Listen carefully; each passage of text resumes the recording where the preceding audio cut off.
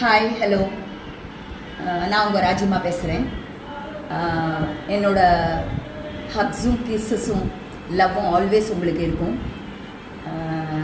நான் இன்றைக்கி ஒரு வித்தியாசமான டாபிக் தான் எடுத்துன்னு வரேன். அது எனக்கு வித்தியாசமாக படுறது, எனக்கு என்ன என் மனசில் என்ன வருதோ அதை தான் நான் சொல்லியிருக்கேன். இது பொதுவான விஷயந்தான்.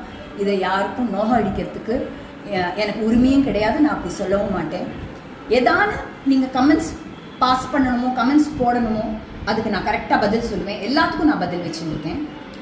அதுக்கு முன்னால் இன்னைக்கு காலையில் நான் படித்த சில தமிழ் வரிகள்.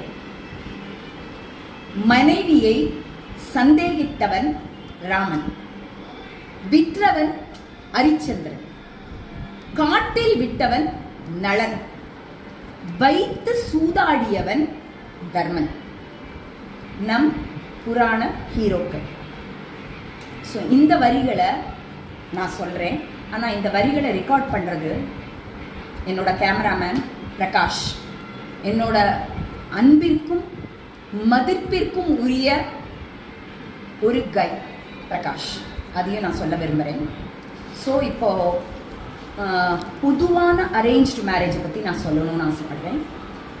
லவ் மேரேஜை பற்றி நான் சொல்லணும்னு விருப்பப்படலை. ஆனால் ஒரே ஒரு சின்ன டிஃப்ரென்ஸ் நான் கண்டுபிடிக்கிறேன். லவ் மேரேஜ் அதுக்கு அப்படி தான் சொல்கிறாங்க. ஏன் அரேஞ்ச்டு மேரேஜில் லவ் வரல, முன்னாலேயும் வரல, அப்புறம் வரமாட்டேங்கிறது?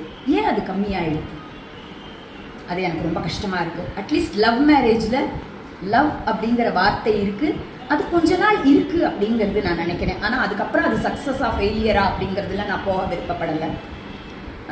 அரேஞ்ச்டு மேரேஜ், சரி, ஒரு அப்பா பொண்ணோட செல்லம். ஸோ அந்த பொண்ணுக்கு ஃபஸ்ட் ஹீரோ அப்பா தான். ஸோ அந்த அப்பா என்ன பண்ணுறாரு, பார்த்து அந்த பொண்ணுக்கு பண்ணுறாரு. உனக்கு இது பிடிக்குமாமா, உனக்கு அது பிடிக்குமாமா, ஊரில் உள்ள எல்லாரையும் எதிர்த்துண்டு பண்ணுறாரு. அப்போ அந்த 4 பேர் எங்கே போனாங்க? எல்லாம் எதிர்த்துண்டு அந்த பொண்ணுக்கு வாங்கி கொடுக்கறது. அந்த பொண்ணு தான் உலகம், அந்த பொண்ணுக்கு என்ன பிடிக்கும்னு கேட்டு பண்ணுறாரு. ஸோ அந்த கேட்குறத ஏன் கல்யாணத்தில் பண்ணலை?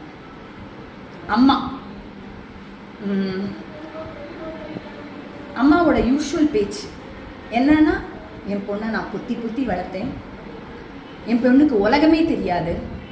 நான் அந்த வார்த்தையை நானே கேட்டிருக்கேன் என் ஃபேமிலியில். நான் யாருன்னு சொல்ல விருப்பப்படலை. என் பொண்ணுக்கு அடுத்த ரோடு எங்கே இருக்குன்னு கூட தெரியாது. என் பொண்ணுக்கு எதுவுமே தெரியாது. அது ஒரு நல்ல வார்த்தைகளா? அந்த காலத்துலேருந்தே பெண்களுக்கு எல்லா விஷயமும் தெரியும். ஒரு ஃபேமிலி பெருசாகிறதுக்கும் ஒரு ஃபேமிலி டவுனாக